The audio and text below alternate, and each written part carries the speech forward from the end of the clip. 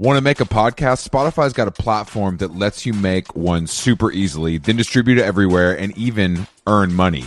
We like that. All in one place for totally free. It's called Spotify for Podcasters, and here's how it works. Spotify for Podcasters lets you record and edit podcasts right from your cellular telephone or your computer, so no matter what your setup is like, you can start creating today. Then you can distribute your podcast to Spotify and everywhere else, those other places that podcasts are heard. Video podcasts are also available on Spotify, and when you want to take conversations with your fans to the next level, Q&As and polls are the best way to get them talking. With Spotify for Podcasters, you can earn money in a variety of ways, including ads and podcast subscriptions. And best of all, it's totally free, zero catch. We've been using it ever since we started How Long Gone. And ever since I discovered Spotify for Podcasters, I feel like having the option of turning off the Q&As and the polls on the user dashboard has really helped boost my creativity and take it to another level. I highly recommend giving it a try. Download the Spotify for Podcasters app or go to www.spotify.com/podcasters to get started.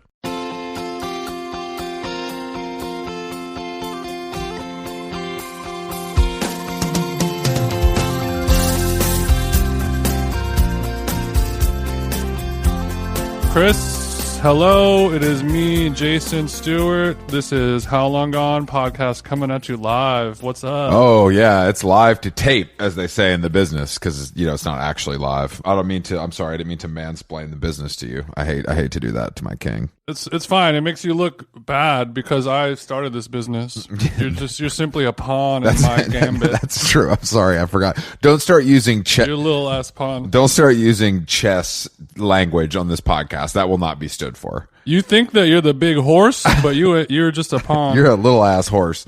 No, man, just another fucking dude. The weather in New York has been honestly debilitating. It's just I forgot what debilitating, how annoying it is to like get around New York when it's raining constantly. You miss the X5, don't you? I miss the X5 with the moonroof. You know what I'm saying? You can look at the stars. But yeah, I just the sun is peeking out now. But of course, I'm tethered to the machine all day with important podcasts and phone calls for work. So, the weekend when you have time to explore the beautiful city and everything it has to offer is, of course, insanely rainy. So, but I was able to link and build with some How Long Gone family yesterday. Who'd you build with? Kobe Arner, Claire from the Drunken Canal, Jonah Blackbird Spyplane, and new friend Walter Pierce. Who's Walter Pierce? That sounds familiar. He's like a casting director here in New York. Okay, for fashion. Yeah, like film? big fashion, like real shit, like Comme des Garçons. You know what I mean? So, and he's okay. He just had some very crazy stories for me, and it was fun to meet somebody new because I'm familiar with him and he's familiar with me, but we had never linked and built IRL. Nowadays, now that you're an old fella, when you're able to meet somebody new and it actually goes well and you hit it off and you vibe with somebody, it's a rare occasion that you hold dear to your heart, I believe. It's true. It was just vibes. It was pouring rain and freezing, but we were still seated outside at Dimes, obviously committed to the lifestyle. You went to the Dimes restaurant? Well, I went to have my favorite drink. They have this like weird chlorophyll soda. Yummy. It actually is not yummy, I would say, but there's something about it that keeps me coming back for more, My yummy was sarcasm, if you couldn't tell, Chris. Oh, I'm sorry. I can't. Well, you like some freaky drinks. You like some freaky stuff in general when it comes to food and beverage. Yeah, I mean, I'll drink some chlorophyll shit all day long. I've been drinking chlorophyll since you've been in diapers, but it's not a yummy. It's I need this for my, it's going to be better for my pancreatic gut health or whatever. Exactly. But it did purely medicinal. Yeah. But it did what it needed to do for me. I really miss getting the plasma martini from Dimes. Oh, I forgot I used to get that. Didn't I take you there for the first time? We looked around and realized we were the only men in the restaurant. Yeah. Oh, yeah. I remember that. That was a long time ago. That felt like 10 years ago almost, wasn't it? It couldn't have been 10, but it was probably 5. Maybe not 10. We're sitting at some tiny, I remember that tiny pink table, and we both look around. And we're like, wait a second. Are we the only dudes in here? It felt good. And they're like, it did. And then all the other girls were like, It's cool that there's a place that gay guys can go hang out at. You know what I mean? Just like a place where they feel comfortable. This is a really inclusive restaurant. And that's cool. Yeah, I used to get slizzard off of that plasma martini where you do you think the glass vial of do you think the algae shit Yeah. and you crack it in and chug it down like a Underberg for my digestive? Best $17 ever spent. Sorry, go ahead. Do you think the plasma is increasing? Does it make the alcohol higher gravity? Do you know what I mean? Is it? Do you think there's like a reaction? Well, it makes it high. Sorry, I was watching. I watched Go ahead. 4 episodes of Bar Rescue last night. Okay. So, and one of them was a beer bar. So there's a lot of talk of high gravity beers, IPAs, how to serve them, etc. I learned a lot. Right. What's the difference between high gravity and high octane, Chris? That's a great question. I think it's more just a turn of phrase. Okay. Is what it is. So the high gravity that applies to the alcoholic percentage, or is that the hoppiness? No, that's the alcoholic percentage. So if you're looking at Right. So if you got a dank little 9.8, then you're like, oh, hold on to your hat, Chief. Yeah, there was a scandal at this beer bar because the owner, who obviously was a drunk, was serving these high grav beers, not in a sifter, Jason, not a sifter, in a mason jar.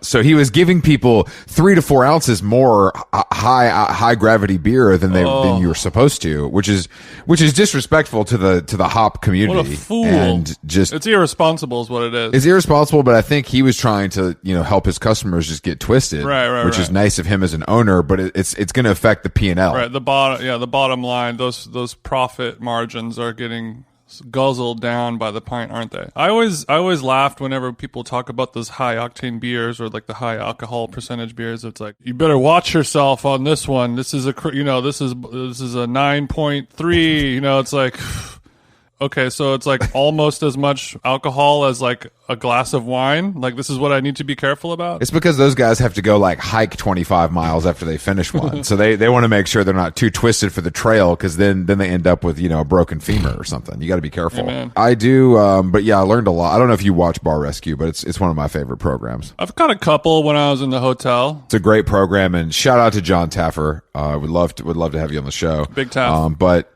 how was your Mother's Day yesterday, by the way, Chris? What'd you end up doing? I called my mom. That was it. That was the only Mother's Day activation. The rest of it was just hanging out with the squad. I got my mom our Nalgene for Mother's Day, as well as a floral arrangement, and she was like, I was wondering when I was going to get the water bottle, and I was like, okay, Mom's a little spicy. I like it. Yeah, Mom's been on IG. She sees it popping. She's like, damn, did USPS miss me, or is this my own bastard son who just chose Mom, not to send it? You're whining about this shit more than Callaway. You need to chill, Mom. Hey, Ma, you need to chill, Ma. I did talk to my mom. There was also a floral arrangement delivery to her, as well as my sister, who is also a mother. So yeah, don't forget the sister moms. We could never forget the sister mom. You know what I will forget, Jason, as I do every year, the pet moms, because that's not real. Celebrating that is truly demented when you think about an actual human being giving birth to a child, and you're comparing that to buying a dog and feeding it and picking up its shit off the ground. It's just not. It's not equal. It's not equal, Jason. As a pet mom, I agree with you, Chris. I know. It's the one time we align on pet stuff. Yeah, I'm a Gen X pet mom, though. I do things a little differently around here. Yeah, your pets wear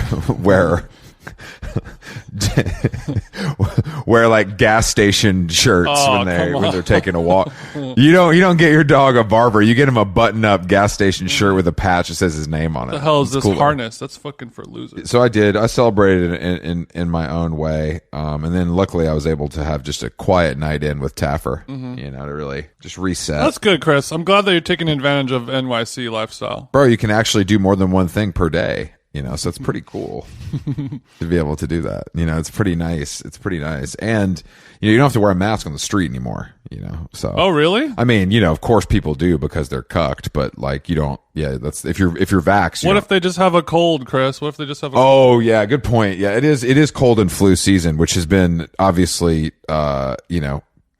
overshadowed by the novel coronavirus. But yeah, it is possible to get like a normal kind of sick versus, COVID-19, which I never would, because I get a lot of vitamin D and I work out, so it doesn't really happen to me. But I've heard that other people don't steal Don't steal my swag, bitch. That's my whole MO, bro. What you mean? I know. But yeah, I don't get sick. I don't think I've never worn a mask before this, and I never got sick then. So I don't know if You're gonna get sick one of these days, Chris. I get sick like probably every 3 or 4 years. You know, something takes me down. My body is run down from too much traveling or something, and then it'll hit me. But too many fashion shows or something like that. That's what's kept you out of the hospital.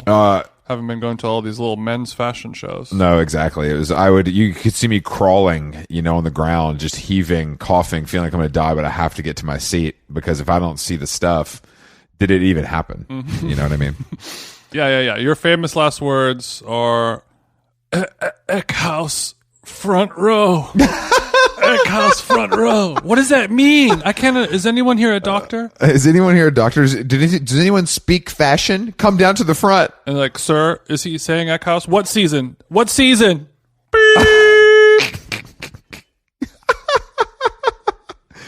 Damn, Jason, you just wrote a screenplay. That's free. Mm-hmm. Yeah, I mean, now that I'm starting to get a little more time for myself and my own creative writing, it's really starting to blossom out.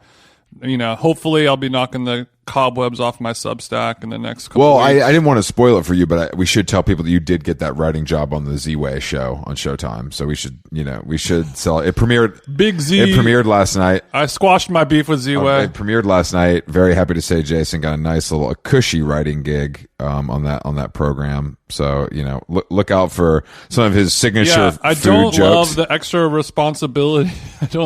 responsibility. But we love the dental, you know what I mean? That's not something that I get from Substack. That SAG hit different, bro. That SAG insurance. Did you watch the Z-Way? No. I can't stay up that late. It's on at like 11 o'clock. I guess I'll watch the Z-Way. I watched the commercial, like the trailer for it, and it seemed like she was doing a lot more than just her standard, but like was doing some more skits and written things, because I think she needs to expand beyond. Yeah, you can't do a show. You can't do a 30-minute. The gotcha racist stuff. Yeah. As entertaining as it was, it's not. I don't know if it's a sustainable idea. You're going to run out of people who are willing to volunteer to be on a show where you could be canceled, especially when it's on TV. But yeah, so we do have a guest today. Thank God. It's not just me and Jason all the time. Emily Sundberg is a writer. She lives in New York. She's contributed everywhere from Bon Appetit to New York Magazine to the New York Times, Interview, Nylon, etc. She has a newsletter, of course, because she's there she is. Emily, what's up? Good morning. How are you? Thank you for joining us. Where are you, Emily? Where are you? I'm on Long Island at my parents' right now. I'm going to Miami later this week. So I'm doing like some in-between time with my parents. Yeah. From one coastal community to the next. Long Island and Miami are kind of the same place though, right? Is that how you're feeling about it? I've been to Miami twice and both of the experiences were really bad. Most of my experiences on Long Island since I've lived here my whole life have been pretty good. So I'm hoping, fingers crossed, this time it delivers on what it sells as. Are you going to Miami for business or for pleasure? I'm taking my mom and my sister for pleasure, not business at all. I'm really excited. What are you guys gonna do? Does your mom turn up, or what's the vibe? My mom does not turn up. She just had her 3rd year sobriety anniversary. So I guess she turns up in her own way, but it's not like necessarily Miami way. She turns up in the garden. She does. I'm looking at her gorgeous garden right now. It'll probably be a lot of green juice and sun and like bonding, sister. How long has Chris Black been your mom for? Because it sounds exactly what Sober King Chris is up to. Oh my gosh. You should. I'm looking at like her manifestation wall. You guys should chat. Damn, I need to get my manifestation wall game up, it sounds like. But that's very interesting that your mom, like 3 years ago, I mean, that's like, she's been a mom for a long time. So that's, I'm glad she found it later in life. That's harder to do, I think. Oh, no. 30 years. Oh, 30 years. Oh, shit. Big 3-0. Yeah. She found it at 26. That's incredible. Okay, that makes a little more sense. It's like 3 years. Damn. Okay. Well, you made it a long time, Mom. It was a really nice anniversary. A lot of our family went. Yeah, that's big. Which is good. Was that an interesting thing to grow up with? Was she like extra discouraging of like a high school party, or was it like let you figure it out? No, it It was very much letting me figure it out. My sister and I, we grew up with a lot of sayings. I mean, I like to joke that burnt coffee and the folding chairs and the Nilla wafers were a big part of my foundational growing up. I spent a lot of time in church basements with her. Sure. You appreciate it more when you're older because it doesn't feel as preachy and you get it. Yeah. You understand it a little more for sure. I appreciate it now. And I think it'll make our vacation a little bit more chill and healthy. Yeah. Your mom's not trying to go to live on Sunday. It's a more normal atmosphere for her. Yeah, for sure. Is she a big hobby haver? She's not. My mom's an artist. So her life is a hobby. Her life is a hobby. I've worked through a lot of this in therapy because growing up, every time I came home, my house was like a different color and furniture was moved around and she always had different jobs and it made me really anxious, but I've come to appreciate it. And I've realized that I might be sort of similar to that. No, you don't say, Emily. That's Shocking. crazy. That's crazy. So you may have adopted some of your mother's traits. Is that what we're It learning happens. in It therapy? happens to some of us. We adopt our parents' traits. Yeah. Obviously we're joking because it is an obvious thing that does happen, but also as you get older and then even more older, those similarities and traits They just keep coming. appear and show themselves even more. You've kind of passed the teen partying years, and so like when you go to Miami and you're like, we're gonna lay around the pool, get some sun, have a green juice, you're gonna be like, Right. that sounds sick, versus being like, no, mom, I need to go to live. do some coke with some Cuban guys. Yeah, exactly. But I have to ask, what, how have you had a bad time in Miami? Because I can't relate. Yeah, 2 bad times in Miami. What the It fuck? sounds like a you problem. I kind of, yeah. So the first time I went with my boyfriend to a wedding and I found out that the wedding was not all about me. And so You didn't have a- when we went down there, we were staying in a house with all his college friends. And I was like, wait, I don't get personal space. I don't get, my own schedule. And it ended in like a big fight in a courtyard in like Boca or something. So, which is a bummer. And then another time I went with a friend and it was just kind of like a weird hotel situation. But I think third time will be a charm. I think we're going to do it right. Yeah, I feel good about You're it. set up for success. Jason and I are both big Miami guys, so that's why we're asking you this. We both love it. I mean, I've been countless times. I've had some bad times there, though. You can get some bad weather at Basel and, some bad Coke and your whole week is fucked. True. Long lines Yeah. at Joe Stone. But I guess you could have a bad time in any good city and a good time in any bad city. So Honey, you said it. Damn, you had your cold brew this morning. You're firing on 1,000 right now. Ain't that the tooth? yeah, I'll take it down. I'm sorry. No. What's the vibe? What's the vibe in Long Island right now? I haven't spent a lot of time there, but I feel like I know. So are you a big Brand New fan, or does that That's funny. Yeah, I went to Warped Tour in 2008 and I think they were there. Brand New is the #1 band from Long Island? That's funny. That's funny, Chris. Yeah, they're a big one. I mean, it's really sunny. It's gorgeous. My parents, they live near the water. So we do a lot of like kayaking and beach stuff when we're here. I come out here a lot because the train's only about an hour away. It's nice. Again, like growing up, I went to school in the city. So I've lived in the city since 2012 and I kind of resented living so close to it. And it was sort of like this annoying thing where you like felt compelled to come out for every little holiday. But now I really enjoy it as a place to sort of slow down and chill. Do you feel like you're going to be retiring in Strong Island? Oh, I don't think about retiring. I don't know. I don't think so. I mean, I don't think my first property purchase is going to be here. Oh, we're talking property. Oh, okay. You want to talk property? Jason is he fancies himself a little bit of a amateur realtor, I would say, or at least he pays close attention to the market trends and he likes to predict kind of what's next. So Really high right now. are you looking to? I'm more of a burgeoning neighborhood whisperer. I could appear onto a new block or neighborhood, and I just get a little tingle on the tip of my nose that in 3 to 4 years the whites are coming in, and we're gonna make $150,000 to $170,000 profit. There goes the neighborhood. Yeah. I thought you lived in LA at some point, or am I wrong? No, I've only lived in New York, but I spent about half of last year in Beverly Hills at my boyfriend's parents. Damn, this boyfriend sounds hot. His parents live in Beverly Hills, and he took you to a wedding in Boca that you got in a fight at. I love this guy. Oh, hot. I love this guy. I was wondering how we were talking about real estate purchases on a writer's budget, but now it's starting to come clear. Yeah. Well, I have a lot of gigs, but yeah, Okay, big dog. Okay, big dog. I unfortunately don't know that much about you, so this is why we pod, so we can learn more. What are some of these other gigs? Bless us with the gig list. I work at Facebook. That's my day job. But I write on the side and I do a bit of consulting. Okay. Yeah, it's good stuff. And what do you do? What do you do over at the book? I work on their small business team. So I help small businesses like yours use their products better. So looking at how businesses are using Facebook and Instagram in interesting ways, and then helping small businesses learn how to use them better. Facebook, that's big dog shit. Is it a high stress environment? No, it's actually one of my least emotional jobs.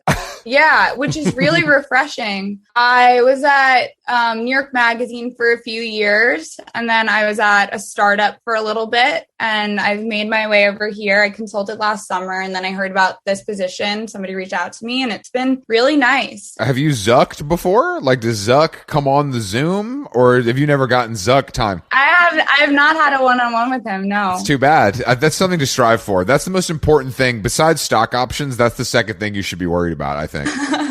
Just get in there and start making changes. Well, I just love all those guys. All those guys just, I would love to see a one-on-one, what that's like for these titans of industry, these leaders. You know what I mean? I'm more of a Evan from Twitter type, I think, just because he's a real freak. You know what I mean? You can tell he a real freaky guy. Yeah. Did you see SNL over the weekend? Oh, boy, did I. We talked about this in the last episode. I went to a SNL Elon Musk hosting viewing party at Azalea Banks' house. Oh. So I lived it in real time, but I just can't deal with his voice. Like, it freaks me out. Jason subscribes to the cult of Elon. He's a Tesla driver. He's really in deep. I don't care about Dogecoin. I don't care about, I hate space exploration. Like, I don't care about that. I think it's a waste of time and money. So I'm just, he doesn't have much for me besides a hot mom. There's not really much else he's got. Are you guys both in LA? Was the party in LA or New York? I'm in New York right now, but Jason's in LA. And so that makes more sense in terms of the Tesla driving and stuff like that. Yeah. Although they're starting to pop up on Long Island. I've been seeing them. I saw the Cybertruck was in Times Square this weekend, guys. It was. Yeah. Yeah. Is it a sign? It's a sign. I've seen a lot more Teslas in the city than I saw, but I think also people bought a lot of cars during the pandemic. Emily, what do you think it says about Chris that he has such a serious stance against space exploration? I don't know. I have mixed feelings about it myself. Oh, okay. I think it's important. It always weirds me out that people don't, we went to the moon and then people don't really go as often anymore. Yeah. No, that is a big question. Why do we go, 70 years ago or something at this point with rudimentary technology? I love a conspiracy theory about the moon. I like to dabble in those kinds of things just to feel something. Okay. But I don't know. I think it's scary, right? Like, it's scary that we're putting the government puts that much money in private and government sectors to explore space. I think I also write a lot of horror. So I always think the scariest things in our world are right in front of us. You don't really need to make up that much stuff. So I think that's right. And you haven't even spent that much time with Jason, but you're right. This is my fucking nightmare. This is my horror story 3 times a week, only on Spotify. Yeah. I'm a member of the New York Mycological Society, and they posted over the weekend that they think there are mushrooms on Mars, which is exciting. What the fuck? Hold on. What's your what was the name of that society you said, Emily? The Mycological Society. And what is that exactly? It's a mushroom club. Yeah, there's the LA one is really cool. They used to have meetings in the basement of the History Museum in LA. Yeah. But I guess they don't do that right now because of COVID. Are you a forager? Do you enjoy them for culinary reasons, psychedelic, or you just think they look cool? I'm interested in them for culinary and sort of just a way to talk about the land around you. I think when I first got into them, it was because I got my boyfriend a subscription or a membership to the Los Angeles Mycological Society, and then I recruited him to move here. So then we both joined the New York one. I think it's just a cool way to learn about the environment around you. Something not so spacey. So you pulling up some morels, some chanterelles? Hard to find. And we tried to go on the Great Morel Weekend with the New York Mycological Society. it was embarrassing to It was a even try bust? to go. It sold out like that. They were like, there's not a chance. What's a ticket for that weekend like running? What's or does that come with your dues? A whopping $30. Okay, so it's affordable. Yeah, I think they really want the people that have been in the club for a long time to go. And they probably looked at me as a member of only a few months and said, like, we're not bringing her. You know, you can't take that personally. No. Yeah, one day you'll be the treasurer or something. You know what I mean? You'll move There has up. to be some perks of seniority. They let me write something for their paper about mushrooms and pop culture, and I wrote about Phantom Thread and online ceramics and a lot of those guys. And there was like this moment 2 years ago where they were just sort of everywhere. Thank you for pointing out that moment was 2 years ago. You should let more people know that, because I see a lot of online ceramics in the streets still. It's over. And it is deceased, guys. It is it's done. Put a fork in that. Yeah, I think about online ceramics all the time. Not all the time, but more than I should. Of like where, like they appeared and they were this magical thing that everyone loved and was kind of enamored by, and then we've sort of given up on needing them anymore. Obviously, they don't need us. They have like that John Mayer. Yeah, they're making a fortune. Yeah, but where do they go from here though? How do you stay cool and how do you avoid going down the Urban Outfitters? No, I think as soon as the Grateful Dead go on tour, it's just on again. Like, I think that's really the vibe. Like, I think it's actually Yeah. I think you're right. That's their home base. It's like actually tied to that in like a cool way, or at least like an authentic way. It's not like, yeah, they need to open the doors of the van and just post up and okay. Yeah. Okay. Jason only goes to the lot for the acid grilled cheese, so he's kind of missed them every time he hits the Dead show. But it's all good. Have you been to a Grateful Dead show? Never. What kind of music do you listen to, Emily? My Spotify would probably say Phoenix, Lil Peep, another Long Island person. Phoenix into Lil Peep seamlessly? You had me, and then you had me, and then you lost me. Continue. You have me now. R.I.P. to the god. I listen to a lot of old Kanye, Vampire Weekend, Phoebe Bridgers, a whole mix of stuff. How old is the old Kanye? Yeah. College Dropout? Yeah, College Dropout's really good. I listen to all Kanye. I've been running a lot. Dark Twisted Fantasy is the best album? Yes or yes? All of it. I like all of it. Damn, you're a yay head? I like the high school nostalgia of like basement parties. I like the new stuff of like. Do you own any Yeezy clothing? No. Good to know. Okay. Do you? I don't. Luckily, neither of us. I'm not above it. I do own Drake clothing. What's that? Like the owl? Hold on, guys. Sorry, I have to. There's a drive being delivered. Hold on one second. Sorry. There's a drive being delivered? Wow. The Secret Service guy over here. What do you do? He doesn't even know how to use a drive. Yeah, I was just reading your Substack about dinner parties, and then Chris said that you did some writing for Bon Appetit. Is that? Yeah, I've. What were you writing for Bon Appetit? That was a while ago. Recently, I've been interviewing more like influencer culture people. That's where my head is at lately. What kind of influencer culture? Like YouTuber, TikToker people, or? I just spoke to this chick, Victoria, who's a TikToker who is getting a lot of attention from tech blogs because of the way that she posts, which is like 30 to 40 times a day. And I wrote about her for Interview. Basically, she was telling me that she wants to live stream her entire life and sort of Big Brother herself. She's cool. I think she's exciting. About to blow up. Yeah. What's her name? Victoria what? Victoria Paris on TikTok. You guys should check her out. She's wild. She's about to hit 1 million. I don't use TikTok, but I will check her out on Instagram.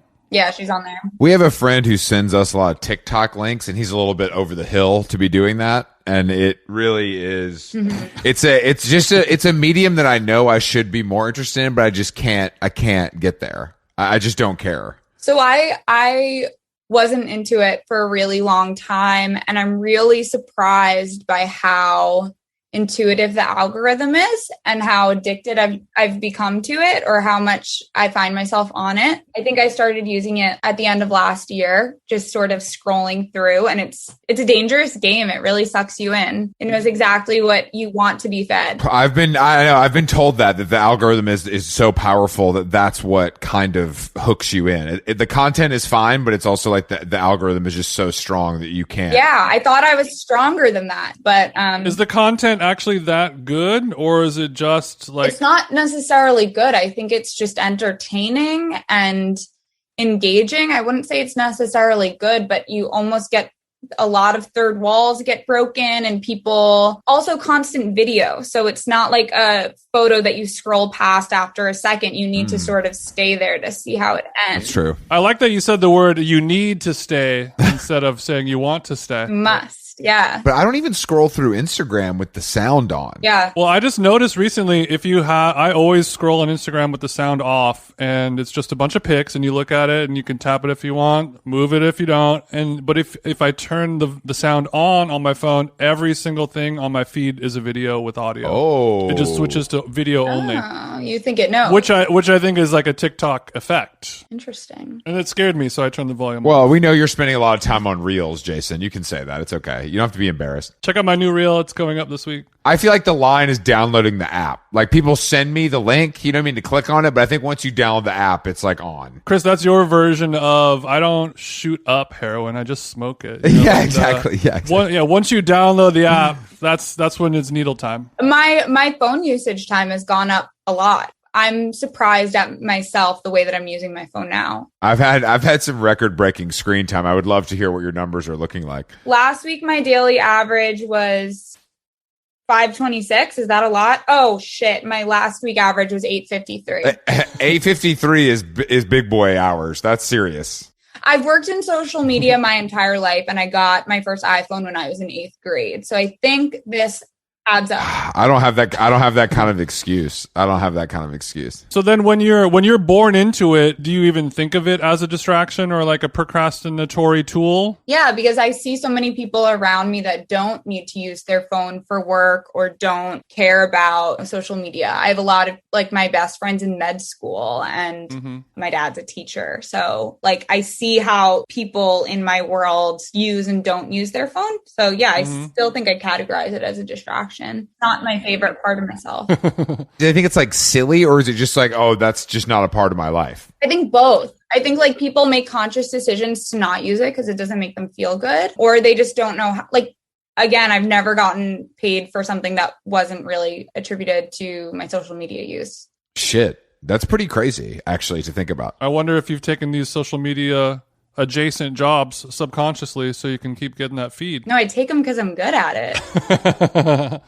I like the confidence, Emily. I do too. And my work is really important to me. By good at it, you mean that you feel like you're good at it and the engagement proves that, or you're saying that you obviously keep getting hired because you're good at it and they think you're good? Like, are you saying in your personal life you're good at it as well as at work, or you mean just at work you're good at it? No, the latter. I mean, I've launched a lot of accounts on Instagram, grown a lot of businesses on Instagram. So give Jason some tips. What would Jason do? So you did that so much, and then you got recruited by Facebook to do that. So like when you were doing that pre-Facebook, were you just kind of doing that independently? Did you have your own small business, or was it just kind of consulting on a peer-to-peer basis? No. So I launched The Cut on Instagram. I was like their first Instagram editor, and I was there during Trump and Me Too and Haley and Justin and all these really big moments. I like that. that. I like those are the big those three. Are the big three. Eventful. Those are the years. big three, though. I stand with you. I mean, prior to that, I was also like at Yahoo and Food Network and a lot of these brands that were just dabbling with Snapchat and Instagram and stuff. And they started to see that social was like a major traffic driver as much as the site, like, or just people organically finding it. And then after a few years, I started at a cookware startup called Great Jones. Oh, we're familiar. And I was their first hire. We're familiar. I've seen those pots everywhere. And so I worked on a lot of their social and their emails and their design stuff and their casting, whatever, everything that a first hired startup does. How much stock did you get though? What are we looking at? 0? You just got some free fucking pots? You didn't get any? You didn't get any? Yeah. Le Creuset would have dropped off a little equity, you know what I'm saying? I'm not worried about it. Hey. You know, you called us a small business, which is not false, but if you've looked at our social media presence, do you have any growth tips or any? You guys have an Instagram?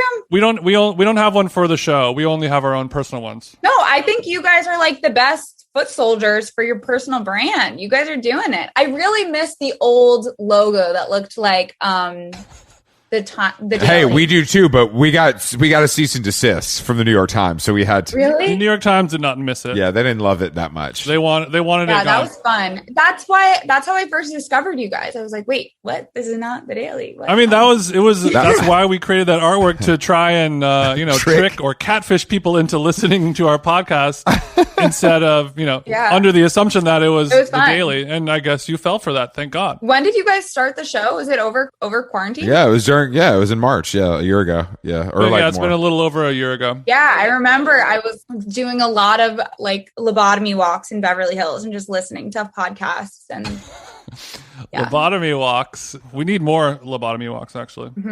We all do. Walking around Beverly Hills listening to podcasts sounds pretty wild to me. It's just so quiet over. It's like so weird over there. So quiet. Yeah. I mean, it's nice. Like that's why people live Yeah. there. You need a podcast to break that up, though. Yes. That's true. Yes. I mean, that's all I was doing during quarantine. It was just when I wasn't talking to Chris on FaceTime, I was just wandering around my neighborhood with a dog, just like, that's a nice flower. Oh, those trees are cool. I should take a picture and of the that thing tree. with Beverly Hills is like it's so easy to roast the houses. It's like that looks like Taco Bell.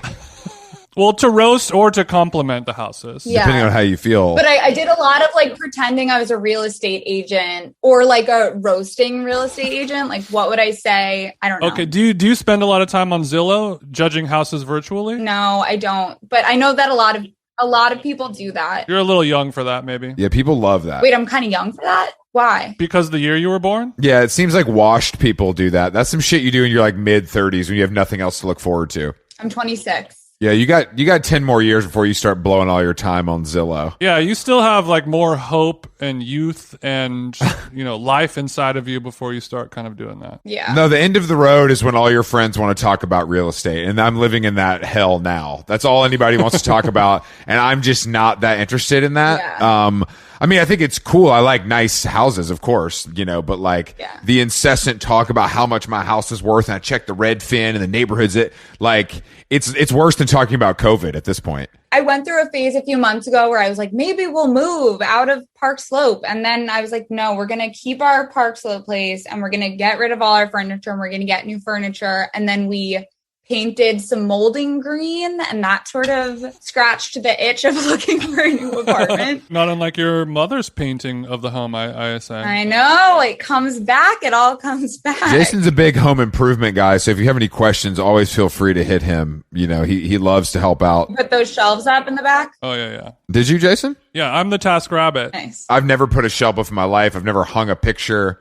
I have to have somebody do it all. I don't mess with that. Really? No chance. I don't do any sort of labor. He's a Home Depot bottom. Yeah. Not a top. Yeah, I am a Home Depot bottom. Thankfully, Eric does all of that. I say I want a ballet bar, and he goes to Home Depot and gets me like a ballet bar and puts up a ballet bar. I say I want like hooks, and he gets the hooks. You're doing Great. Pure Barre at home in the crib? Yeah. Well, I do these crazy Russian chicks on YouTube. Yeah.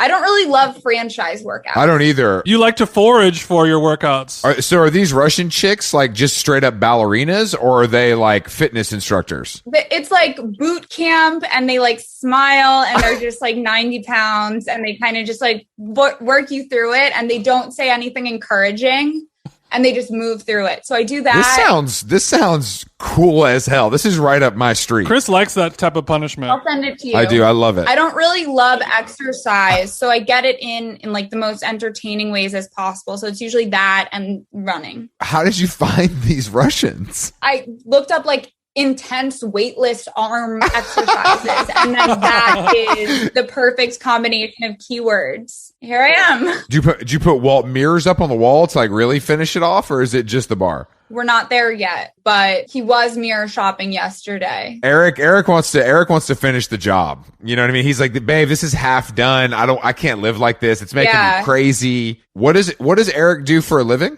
He works in esports. Damn, you motherfuckers are logged on as hell at your house. It ain't a game. Yeah, he used to work in TV and then he pivoted and he does this and then dabbles heavily in crypto. Heavily like copping a crib. Yeah. Woo! Let's go. Yeah, like we got all the screens set up. It's a lot. Did Bay have a good weekend or a bad weekend? Every day I just say, is it a good day or a bad day? And it's been good. It's just been good. So So how do you feel about the whole crypto stuff? Are you starting to be like, okay, this is going to be like a feasible, realistic part of our lives, or are you kind of hoping it's a fad that he'll get out of, or do you think this is going to buy our house? you know that artist Beeple? Yeah. Unfortunately, yeah. Eric had one of those and he sold it last year. That was a really hard time in our house when all that news came out. But instead of saying like, my life is over, I'm going to wallow over this, he said, I have good instincts. So he said, I'm going to keep leaning on this and hope that I have good instincts. He was like a professional athlete. He was a fencer. He's like very in it all on things where I'm always... We're not worried about Eric is what, Eric, I'm getting so far. I was for a while. I'm not anymore. You better watch your back if I'm ever around. If I'm ever around Eric, you better watch your back. Crypto BF, small business GF. It's a match made in heaven. Exactly. Yeah. We actually have a podcast together. It's a good working relationship. Whoa. Really? Yeah. You guys didn't look it up? I was researching your social media that. profiles and I could not see the podcast. So we just started season 2. Oh. We have a podcast called Chips and Dip. It's a podcast about poker and dip. Okay. Whoa. They are a little addicted to poker and gambling, and I like snacks. So you're more the dip, and then Bay is more of the chip, like a poker chip. Yes, no, we got that. We got that. The artwork, I have the artwork pulled up. It is a nice kind of airbrush style artist rendering of a bowl of, it appears to be queso cheese with an NBA championship trophy dipped into it, some chips, tortilla chips around, and then the Chili's logo. I think you're looking at the wrong thing. Oh, there's a different podcast called Chips with the Dips. I'm sorry. That's not it. Yeah, look on iTunes. I mean, that's cool that you plugged somebody else's, but... Okay, I think I've got it. Okay, is the artwork a picture of guacamole on the stand-up sidewalk? No. Okay, there's a different podcast called Chips and Dip. I have to send you guys ideas. This is so awful. Okay, there's 10 different podcasts called Chips and Dip, is what I'm learning right now. Yeah, there's a lot. We didn't really do our research. So is the format like one gambling thing and one snack thing, or is it just a conversation? Okay, I see it now. Great. It's like a little bit of gambling and updates on how the boys are doing with their online endeavors. And then we kind of get into whatever dip we had made and whatever memories that trigger. Okay. There's a therapeutic angle. And then we kind of just do life stuff. Yeah. For our listeners at home, the artwork is a purple background. It says Chips and Dip in a white font. There is a plate with some crinkle cut carrots, like you'd see a crinkle cut French fry. Then there's some raw green onions, as if that's a vessel that you would dip into something.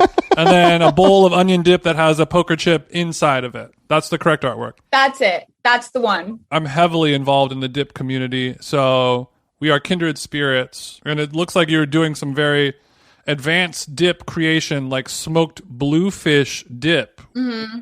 I mean, I don't know how sustainable that is, but you've got my attention. Have you guys seen that new tinned fish brand Fish Wife? Yes. Yeah, they're friends of the show. Shout outs to Caroline. I think it's genius. I think it's so beautiful. I agree. It is quite beautiful. The new smoked trout is a delicious treat. Okay, I think I need to order that. We love to give a platform to female founders. That's important for us here at How Long Gone. So we like to talk. We love girl bosses. We love female founders. We love female founders. They can do no wrong. I used her smoked trout to make a smoked trout dip, which I used some Rusty's brand potato chips to dip into. Quite nice. Rusty's brand. Have you had those? Oh, that's some LA Yeah, shit. give that. It's an impossible crunch. That's some California No, that shit. sounds very LA. They're amazing. They really might be the best store chip. But if you're coming to an activation, a potluck, let's say you're having a dinner party, what's your number one crowd pleasing dip? And the crowd's going to be a little more BA, a little less crypto gamer. Yeah.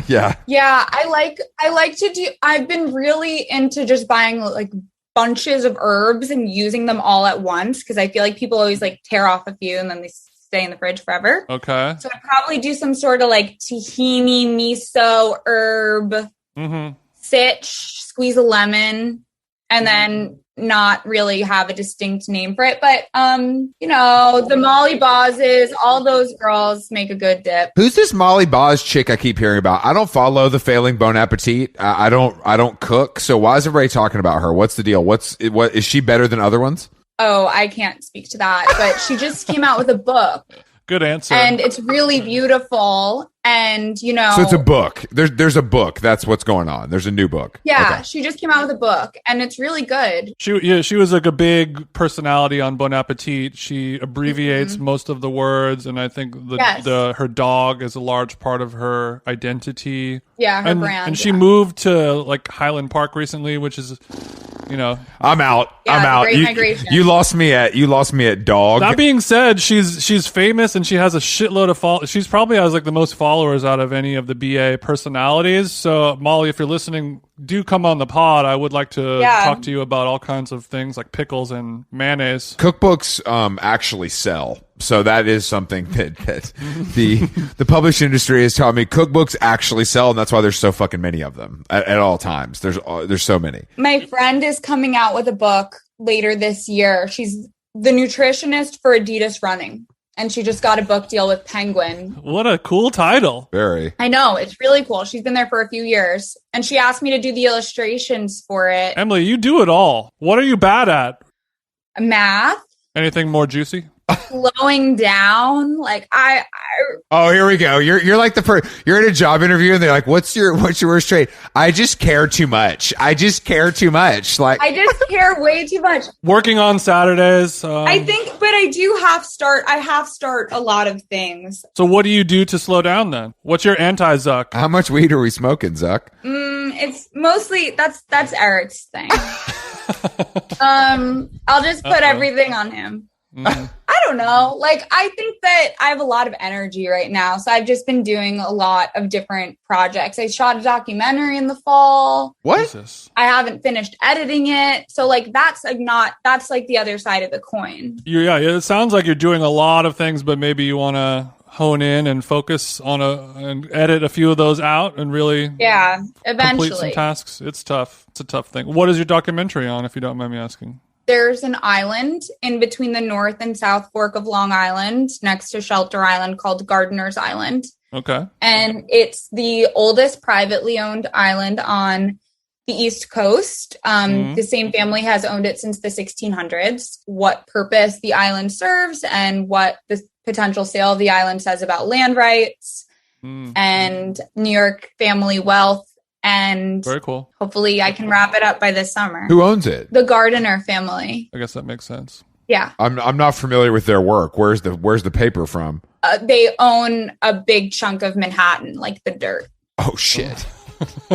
Yeah. They're not developers. They literally own the dirt. It's different. It's different. Yeah. And then there's hedge funds. There's a lot of sure. finance stuff in there too. Yeah. Of course. Private equity. So you're not done yet, but you hope to finish soon. I want to hire an editor and I have to transcribe the 6 hours of footage first and do a line edit. And I'm trying to skip that step. I do a lot of that. Like, oh, why can't I just skip that and go straight to hiring an editor? So process is something I'm not always great at either. It sounds like you're good at delegating though, or your desire to delegate is strong in you. Yeah, sometimes. Which is a tough thing for a lot of people to overcome. Do you guys know what you're bad at? Is that something that people know off the bat? I'm bad at almost everything. That's why I can't believe I'm only good at talking to people, which has led me to every success I've ever had. There's not really any skills in there necessarily. I'm bad at basketball. Hold on. I said a rosary that my dog wouldn't bark. 1 second. It didn't work. Are you a religious gal? Well, I'm in the middle of a journey to becoming a Jewish woman. Let's go. Oh, don't bury the lead. Yeah, I just met someone on Saturday who's doing that as well. I was raised Catholic. The Eric is too powerful. I get it. Yeah. Eric too bomb. What's how is the process so far? I hear it's quite difficult. You got a little Hebrew on deck for us? The process hasn't been too formalized yet, but that was brought up pretty early in our relationship. That would be something that would probably... It's a flag. We're going to flag that. But we do Shabbat almost every Friday. I've spent most of the Jewish holidays with his family, which has been really nice. Again, like my mom is in the program, so she's pretty religious or spiritual. So I like some sort of foundation. I think it's nice for people to have. And I'm not that particular about what that definition is for people. Mm-hmm. And there aren't that many Jewish people in the world. So I'm happy to zag instead of zigging. And your mom gives you the blessing, even though she's... Yeah. That's beautiful. I love it. And it really is a good test of love. My dad is like, why does the woman have to do it? Like, why can't he become... My dad's very like young, hardworking daughters, whatever. But he likes Eric. That's fair. I mean, you might get sad if your dad didn't say something like that. Yeah, yeah. It's good. He's like protective of us. And he's like, work hard and be independent. Which I think I'm doing. No, you are definitely doing that. Yeah. Shouts goes out to your dad for instilling these great things in you. Yeah. I mean, converting to anything else isn't really a thing. You know what I mean? You just do it. Kind of. It's not like a process, really. Yeah. Yeah. I like that there is a process, though. I mean, I can just say oh, I'm Christian, and everyone's like, okay, great. Is there a timeline? Is there a timeline on something like that, or is it as fast as you want to go? I think it's as fast as you want to go. You can't get it done in a weekend, though. Well, Chris, if you really are a member of the Jewish faith, the journey is never completed. Yeah, that's beautiful. Are you Jewish? Are either of you Jewish? Unfortunately, no. And as a friend to the community, I'm interested as well. But I've never even gone to a Shabbat. I don't even get those invites. So I have a long way to go. Come whenever. You guys can come to my bat mitzvah. Oh shit! Wow, great idea. Is an honor. Great idea. That's a great idea. This is exact. Us two are exactly who you want at your bat mitzvah in your late 20s. That's exactly who you want at your bat mitzvah. Oh, late 20s. Well, I'm just you have a lot going on, so I figure it'll take you a little while to finish the process. You know what I mean? Yeah. Yeah, I mean, with COVID and planning, 27, 28. Unfortunately, that's the late 20s. I don't know how any way to slice it. Yeah, you're right. It's the sooner I realize it, the better. Yeah. It doesn't get easier. And I'll DJ your bat mitzvah, of course. I have lots of clean versions of, the Black Eyed Peas music that I can play for you and your family to dance. T-Pain, Black Eyed Peas. Here we go. Jason is well versed in Flo Rida, so he's perfect. He's kind of the perfect choice, I think, for your celebration. Actually, I hate Flo Rida. Why do you hate him? Why do I hate Flo Rida? Just the music that he makes is not real. It's just like a commercial product. It's just it's just like an algorithm, like Budweiser commercial music. Mm-hmm. He's bad at rapping. His first album was a real, actual rap music album, and he had some fun, decent songs, and then he turned into like an EDM, just like weird puppet Budweiser commercial guy. For the FIT graduation, they threw an after party, and I think he DJ'd it, but I don't know if anyone went. DJ'd by Flo Rida? No matter how many people showed up, he probably got, what do you think, Jason? 30 racks, 40 racks for that? From a state school? I mean, how long ago was it? It was when I graduated. It was 2016. Okay, 2016 is probably at the height of Flo Rida. That's where he's getting like hundreds of thousands of dollars for a show. So for him to DJ something, I almost don't believe that he DJ'd a state school after party graduation thing, because he wouldn't do that for less than $70,000 to $80,000 probably. So FIT does have the funds, I guess. Yeah, I think that's fake news. No, I mean, colleges spend. You went to college. They spend a fortune. Most colleges have $200,000 to $500,000 budget a year for like big acts to come. Yeah. You know what I mean? Like yeah, you mentioned liking Vampire Weekend. Just on college shows alone, every member of Vampire Weekend probably has 10 fucking houses, you know? Yeah. Schools always would do like I would remember I used to visit my friends like at Tufts, and it would be like Kesha and Mac Miller or something. Yeah. Oh, that's a rough lineup. Oh, let's circle back to your enjoyment of the music of Lil Peep, by the way, as we begin to move our seat and our tray tables back to the upright position. There's this pop punk renaissance happening right now that Alyssa from Nylon has been talking about a lot, which I'm really here for. And I think he was sort of a big influence for a lot of these people. I listened to a lot of kind of like emo music growing up. When I heard his music, it reminded me a lot of that. I don't know. I like it. I get a little nervous when people who pass away still have so much music coming out. It makes me concerned about the people that they were working with and like how that's allowed to happen. But maybe his family is still making money. I don't know about the ethics around that. They are. I like you having that concern. I think it's good. Yeah, I just feel like every Friday on Spotify, they're like, new Lil Peep. I'm like, I know. They're really dragging that dead body around the town square, aren't they? Yeah, what's up with that? What did you think about the documentary? Oh, so his mom hosted a screening in my town in Huntington on Long Island. I thought it was really sad. He seemed like a smart kid. Like he seemed like a real artist. I always get nervous when kids are like, I moved to LA alone because LA is such a sad city. I think it's haunted. Sorry, no offense. Haunted by what? The Jews? No. There's this, whenever I walk around LA, maybe it's just because I'm in Beverly Hills and there's like... Yeah. Go on. There's a darkness in the air. Yeah, that's Oxycontin. You could. Let me tell you something. Xanax. Let me tell you something. You can find that in any part of the world. I mean, no, the only thing alive in Beverly Hills are the plants. Yeah, and the disparity between populations there, it feels so much wider and so much more distinct. Where, like, one thing I was able to point out when I was in LA.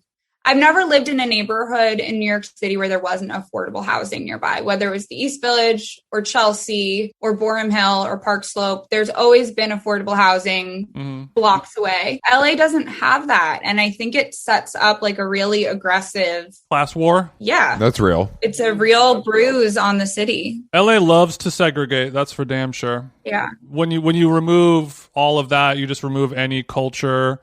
And it just becomes so stale and boring. Like I want to see freaks. I want to see a homeless guy every once in a while. Yeah. Just as much as I want to see some rich lady in a Tesla.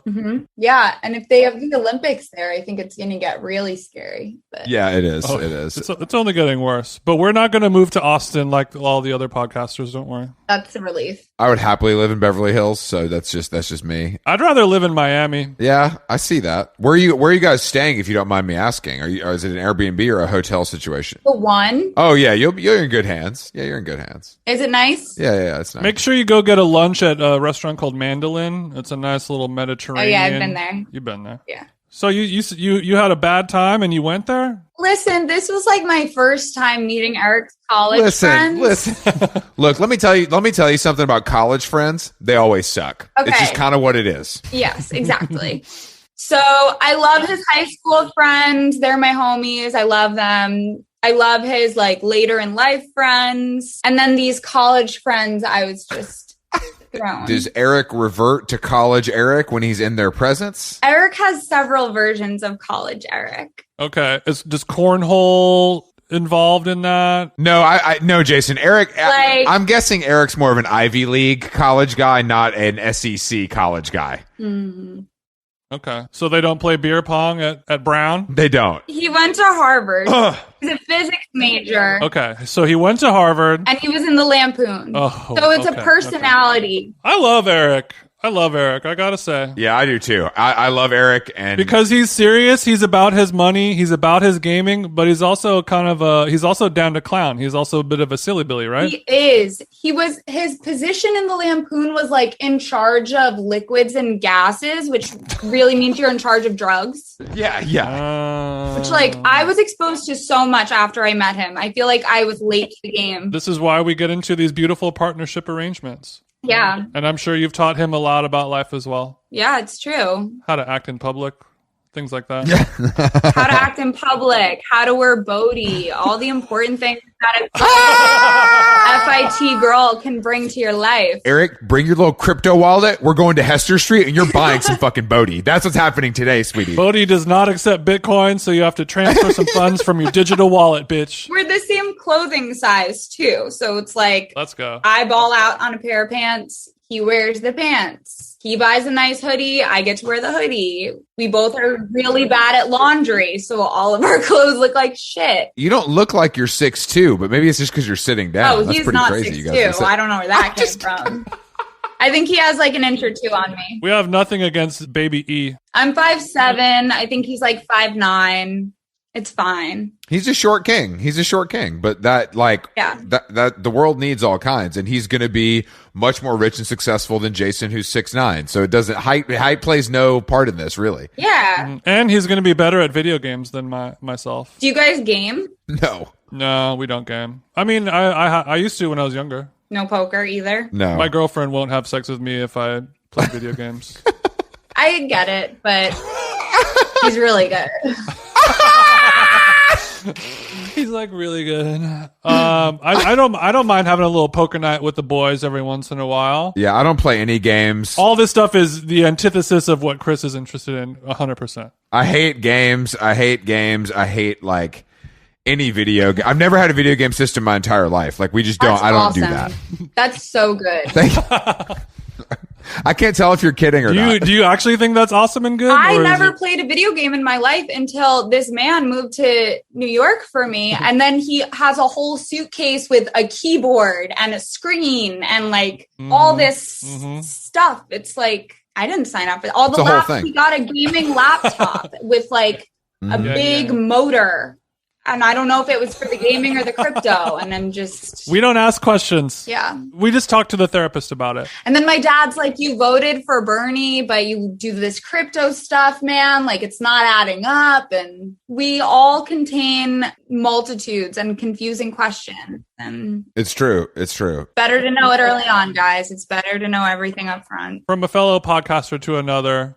This is why we do this. This is why we pod. Yeah. I look forward to season 2 of Chips and Dip. Yeah, you guys can come on whenever, but it's easier when you're in the same city. Yeah, I've heard that. Tell Eric that I'm gonna transfer my single Ethereum to him and let him go crazy with it, and he can take a 10% cut. You know, I would love to be involved in whatever he's doing. I think because Jason was in control for a while, and obviously that's not going anywhere. Eric seems like a better crypto banker for me. Just have him Slack us, and we'll figure it out.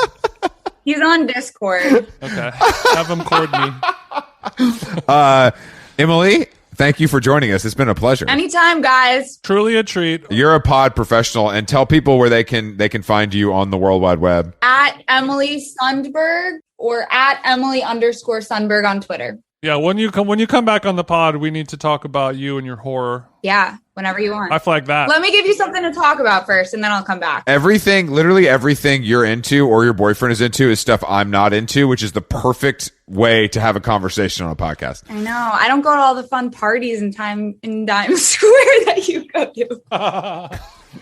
I don't look. Everybody gets their kicks in their own way. There's no shade. It's like I truly believe that everyone has to do what makes them happy. And unfortunately for me, that's eating a kimchi quesadilla cooked by a rapper. And for you, that's making like a lot of money on the internet or writing. So it's like it's to each their own. And if we're all able to come together and have a beautiful convo where we all get along with each other, then we've just moved the world along into a little bit better of a place. Exactly. Okay, Emily. Well, thank you. Have a good time in Miami. We're jealous. Go to Joe's Stone Crab for me. Have a bite of the delicious key lime pie for TJ. Yummy. We'll see you later. Have a good one. Happy Monday. Bye, guys. Bye.